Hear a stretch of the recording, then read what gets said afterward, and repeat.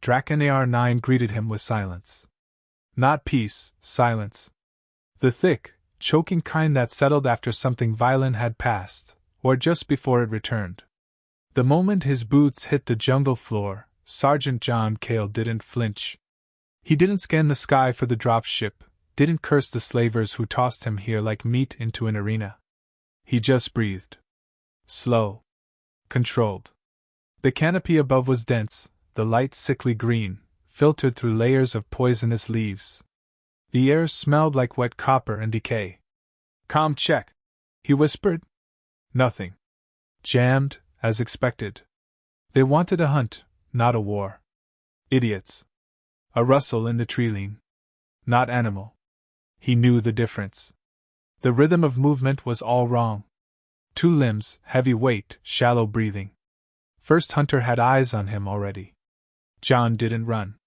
That's what prey did. He dropped to one knee and smeared mud across his skin, then tore a strip of his sleeve to bind the cut above his eyebrow. Blood would attract more than just the hunters.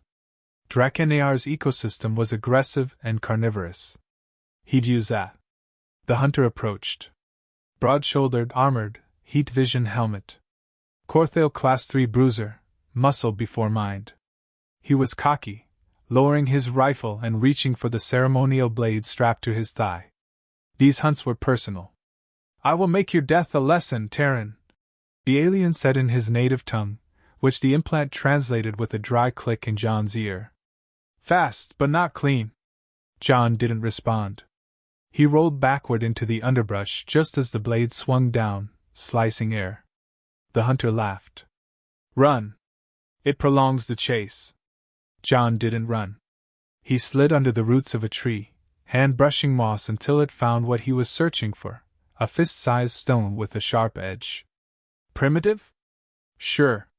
But at this range, skill beats steel. When the hunter crouched to skin the dark beneath the tree, John struck. Stone to throat.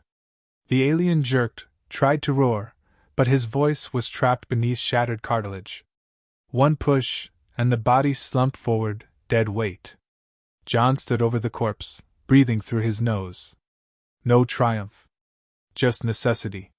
He dragged the body up into the low branches and smeared alien blood along the bark. Not for camouflage, for message. He carved 3 straight lines into the wood. A sign. A warning. He was no longer being hunted. The game had changed. High above, aboard the Viren Fang, General Volkergran watched the feed flicker. One of his hunters had gone dark. "Already?" Volker snarled, tusks tightening. He had no weapons. An aide beside him adjusted the screen. "We believe he used terrain, General. Perhaps improvised." Silence. Volker loomed over the control panel, tapping a clawed finger against the map of the jungle zone. The red dots representing his remaining 11 warriors moved in a lazy crescent. "Close ranks. He'll move toward elevation. Terrans cling to height advantage." But even as he spoke, one dot on the map vanished. Back in the jungle, John moved. Not fast, quiet. That was the key. Every step mattered. Leaves underfoot were poison-coated. Some vines writhed like they were waiting to snare ankles. But he knew how to move in alien terrain. His training simulations had covered worse. He scavenged the hunter's gear, blade, hydration capsule, and a ration pack. No rifle. It was DNA-coated, useless in his hands. Fine. He'd never needed loud tools anyway. He found a shallow stream and submerged himself in it, letting the chemical-rich water strip the scent of blood and sweat from his body. Across the stream, he saw the second hunter. Smaller frame, scout class. Rifle at the ready. John waited until the scout moved closer to the stream's edge, then disturbed the water just enough. The scout's gaze twitched, trigger finger tightening. One more splash, then John hurled a stone to the left. A perfect ricochet. The scout turned to investigate. A second later, John was behind him. Neck. Spine. Blade in, twist, drop. No scream. John whispered into the fallen alien's comm unit, letting the microphone catch his words. 2 down. Then he clicked it off. panic spread fast among the hunters. He's communicating through our own units. That's impossible. He's not supposed to have access. Then stop dying. They were elite, yes. But disciplined? No. Not like Terran Black Ops. By nightfall, John had moved 5 kilometers west, deeper into the thickest part of the jungle. He found a clearing with an elevated ridge, then set a perimeter using the Scout's line wire sensors. They were basic, but functional. Enough to buy him a few seconds if someone got close. He leaned back against the bark of a wide-rooted tree and ate half the alien ration bar. Bitter, protein-rich. Tasted like white chalk, but it would keep him sharp. He stared at the moon, purple and cracked, hanging low over the canopy. This place was wrong. Not just the hunt, or the way they laughed when they dropped him. The whole thing felt staged. He closed his eyes for a moment. Memory flooded in, brief, sharp. The ship ambush. The gas. The trial. The Galactic Council's silent faces. Their decision not to escalate over one missing operative. Cowards. But Earth would know. He made sure of that before capture. A dead man beacon had gone off the moment he was taken. If he survived long enough, someone would come. Until then? He'd hunt the bastards who thought he was prey. Volker slammed his fist onto the command table, claws digging through the hollow surface. 3 gone. In hours. Are we hunting a man or a ghost? His aide said nothing. Volker's second-in-command dared to speak. Perhaps we underestimated him. Or perhaps we overestimated ourselves. The general bared his teeth and opened the public hunt channel. Terran. Hear me. John's ears twitched as the comm crackled. I am General Volker Gran. I will skin you myself. Your tricks are ending. There is no escape. Come to the High Temple ruins. Face me. Die with some measure of honor. John looked up at the purple moon again. He didn't speak into the comm. He just smiled. Then he whispered to himself. You think this is about escape? He reached into his belt and pulled out a strip of cloth, the kind used to mark Terran war dead. He tied it around his wrist. I'm not running. The jungle was wide awake by morning, alien birds screeched overhead, and small reptilian creatures hissed from within the undergrowth. But John Cale moved through it like a ghost, never disturbing a single leaf. His steps were calculated, silent, precise. Survival wasn't about brute strength out here. It was about patience. Strategy. He had one goal: gain control of the hunt. He crouched beside a fallen Korthale scout's gear. The chest plate still hummed faintly. Power cell intact. Good. He pried it loose and slipped it into his pouch. The scout's neural relay was shattered in the kill, but John had recovered enough circuitry to be useful. Beneath a curved root, he pulled out the ragged husk of a transmitter he'd been assembling overnight. Fragments of hunter visors, a sliver of energy cell, and a splice of vine sap acting as a conductor. Crude. Ugly. But effective. He soldered the wires together with a piece of metal superheated by friction against his blade and pressed the makeshift override switch. A soft chime. The inhibitor around his neck, standard issue for high-threat prisoners, released with a snap. He exhaled slowly. Finally. Above the treetops, the Korthale dropship circled low, its sensors unable to lock onto him. Inside, tension was climbing. This is not how it was meant to go, hissed Commander Yon, watching another squad dot blink out. Volker didn't respond. He was staring at the symbol carved into one of the fallen hunters, a Terran tactical sigil. It meant, I am watching you. 3 more, Volker growled. Lost overnight. We still hold the air. We still have numbers. We had numbers, he snapped. We now have a problem. Volker leaned in toward the comms officer. Track his movement. I don't want guesses. I want locations. The officer shook his head. Sir, he's disabling our drones with electromagnetic interference. Makeshift but efficient. Volker's jaw clenched. So be it. He wants war tactics? We'll give him war. John climbed a ridge lined with jagged black stone. From here, he could see the Treeline and the faint glow of the Corthale patrol beacons scanning in long arcs. Sloppy. Predictable. They assumed he was hiding. They were wrong. He was hunting. He crouched and opened one of the ration packs. The protein block smelled like battery acid but gave him enough fuel to think clearly.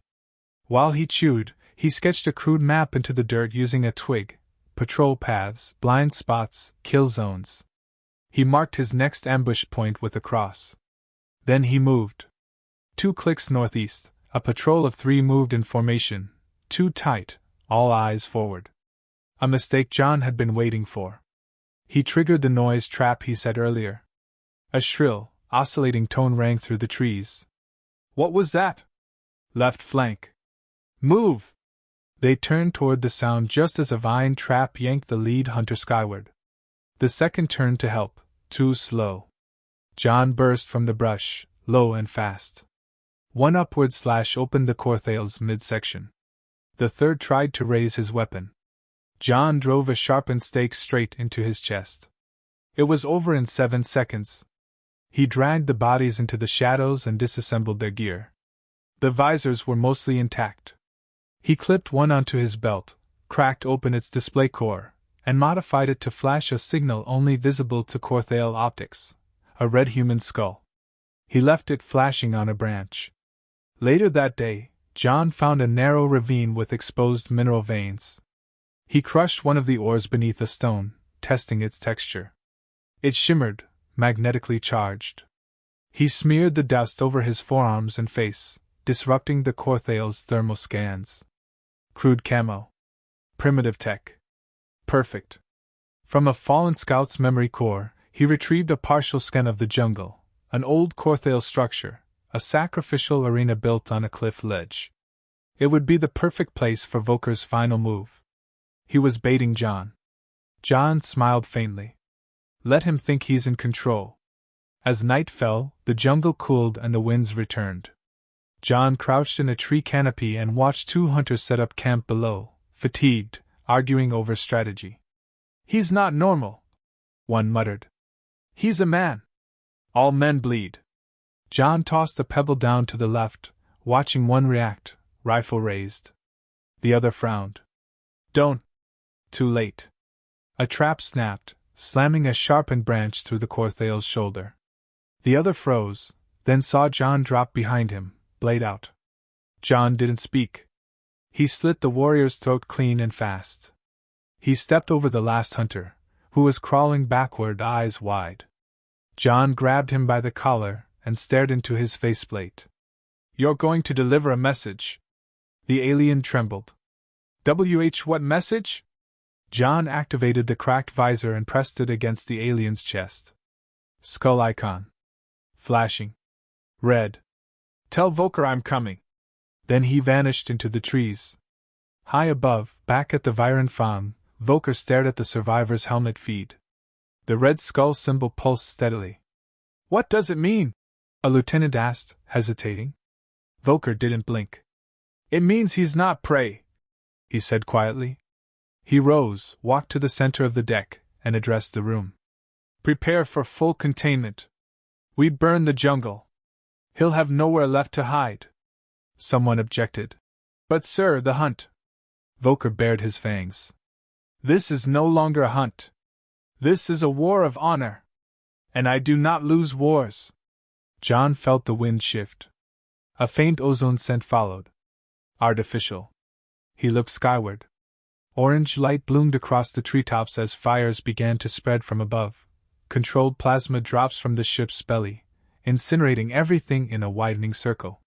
They were trying to flush him out. He didn't run. He walked through the smoke, into the flames, his body shrouded in ash and shadow. Eyes locked on the path ahead. In the distance, the ruins loomed. His voice, low and grim, cut through the air like steel. You wanted a final scene, Volker. He reached into the pouch and drew out the Corthale energy blade he had scavenged. Let's end your story there. Smoke curled between the twisted trees, painting the jungle in shifting shades of ash and firelight. The blaze moved methodically, too deliberate to be natural. The Corthael weren't just trying to find John Cale anymore. They were trying to erase him. He adjusted the filtration strip over his mouth and eyes, stalking low along the charred undergrowth. Every step was measured. Every breath controlled. The jungle had stopped singing hours ago. Now it only burned and coughed. Through the haze he spotted movement, 3 shadows, fanned out in an arc. No radio chatter. No wasted noise. These weren't standard hunters. They were the silent brood, Voker's personal assassins. Finally, someone was taking him seriously. John gripped the hilt of the energy blade he'd claimed. The weapon still pulsed faintly from its alien power cell, but he didn't trust it. He didn't need it either. He tracked their steps. One passed close, just beyond the curve of a scorched tree. John waited. The assassin paused, scanning the brush. Wrong angle. No cover from behind. John struck. A flash of steel. No sound. The body collapsed silently, caught mid-step. The other 2 noticed. Too late. John lobbed the cracked scout visor into their path. As they turned toward it, the modified display exploded in a strobe of red and ultraviolet pulses, blinding, disorienting. He was on them before their vision cleared. 1 dropkick. A reverse blade. A second death. The third lashed out wildly, claws scoring John's shoulder. He gritted his teeth, ducked, twisted, and drove his elbow into the alien's throat. The body folded. 3 seconds. 3 down. John checked his wound, deep but clean. He tore a strip from his undershirt and wrapped it. Then he dragged one of the assassins into the open clearing and pinned a cracked audio relay to its chest. He adjusted the frequency to an open Corthael channel. He leaned close to the mic. "You're sending ghosts to kill a ghost. Not smart." Then he clicked it off. Aboard the Viren Fang, the war room buzzed with confusion. Voker stood silent, arms crossed, eyes cold. "That was our elite," muttered one officer. "He's bleeding us dry," said another. "If this gets out." "It won't," Voker growled. "We burn everything." He activated the orbital override. "Send down the tremor bombs. Flatten the eastern ridge." "But sir, our own teams." "Collateral." The ground trembled. John fell into a crouch as the forest groaned. Explosions rolled through the eastern edge, tearing trees from the roots, sending shockwaves through the dirt. He ducked under a ledge as debris rained down. He knew the pattern. Area denial. Push him west. Right toward the arena. Perfect. He moved quickly now, no longer hiding. The jungle was collapsing behind him. Voker wanted a last stand. John would give him one. On his way, he found a mangled Corthael corpse wedged between 2 burnt roots. Still breathing. Barely. A junior tech, a nobody in the command chain. The alien flinched when John approached. You're not like the others," it wheezed. John knelt beside him, checking the energy burns along the side of his chest. "No. I'm worse," John said quietly. "Why were you down here?" "Orders to track, disrupt." "Whose idea was the fire?" "General." Voker said fear is faster than flame. John stood. "He's right." The tech's hand twitched. "You'll die up there." John paused. "Maybe," he said. "But I'll make sure he goes first." The ancient temple ruins came into view just before dusk. Black spires jutted from cracked stone like fossilized spears. Carvings along the walls showed a time when the Corthael worshipped conquest like religion. John passed the half-collapsed arch, feeling the heat of the jungle fires creeping closer. In the center of the ruins stood a broad circle, ringed by torches. Voker waited there, armed, armored, and alone. "Finally," Voker said, voice booming. "The little predator shows his face." John said nothing. He stepped forward and dropped the Corthael blade into the dirt. "I don't need your toys," Voker sneered. "You should have run." John shrugged. "You should have brought more men." They circled each other in silence. The fire roared around them, wind fanning embers into the sky. Volker struck first, fast, brutal. A downward swing meant to cleave bone. John rolled under it, came up, and landed a hard elbow into the side of Volker's knee. The alien stumbled, but recovered quick, slashing wide. John ducked left, grabbed a chunk of broken stone, and smashed it into the alien's wrist. The blade dropped. Volker roared and tackled him. They crashed into the altar steps, fists landing like hammers. John's knuckles split open on the alien's jaw. Volker headbutted him, cracked his lip. John spat blood and smiled. You think pain wins fights? He drove a knee up into the alien's ribs, rolled, and locked his legs around Volker's neck in a chokehold. Volker thrashed, slammed John into the stone, but the human held tight, tightening the grip. The general's arm flailed, reaching for his second blade, hidden beneath his back plate. John released the hold, twisted, and punched the blade into Volker's own stomach. The alien gasped, eyes wide. John whispered into his ear, "This isn't your hunt anymore." Volker gurgled, falling backward onto the steps, claws twitching. John stood over him, blood and ash dripping from his face. "No more slaves," he said. "No more games." He climbed to the highest pillar and activated the relay he'd scavenged. He tied a cord between it and Volker's dead hand, Korthale bioauthentication. A red signal blinked once, twice, then burst into the sky. Distress beacon. Broadcast on all Galactic Council channels. John stared at the stars above. "I'm still here." The ruins were quiet now. Ash drifted across the stone floor like snow. Volker's body lay slumped at the edge of the arena, the firelight playing cruel shadows across his armored frame. His blade, still buried in his gut, smoldered softly. John Cale stood on the temple steps, shoulder bloodied, ribs aching, breath shallow. The beacon blinked red in the corner of the makeshift transmitter, casting pulses across the fractured architecture. The message had gone out. Galactic frequencies. Emergency channels. Someone would hear it. If they didn't, no one would ever know what happened on Draken AR-9. John wouldn't let that happen. He moved. Not with confidence, he was past that. What remained was function. Motion. Finish the mission. He climbed the staircase toward the altar summit, stepping over broken weapons, scorched bones, and discarded banners of Korthale honor. All symbols of a power that had thought itself untouchable. At the top, he placed the comm unit on a flat slab and jerry-rigged it into full broadcast mode. The signal wasn't strong enough to pierce deep space, but the orbiting Korthale ship, Viren Fawn, was still overhead. They were watching. He wanted them to see everything. He stepped into the camera's frame. Name, Sergeant Jonathan Cale. Terran Black Ops. He let the silence stretch for half a second. Planet Draken AR-9. Unlawful hunt. War crime in violation of Galactic Council Accord 87. He tilted the comm so it caught Volker's lifeless form behind him. General Volker Gran. Deceased. The beacon pulsed again, steady, undeniable. I didn't survive because I was lucky. I survived because you underestimated the wrong species. Again. He ended the recording. Above the clouds, on the Viren Fawn, panic had turned to paralysis. Officers stood frozen, watching the live transmission. That message, one whispered. He's broadcasting council-wide.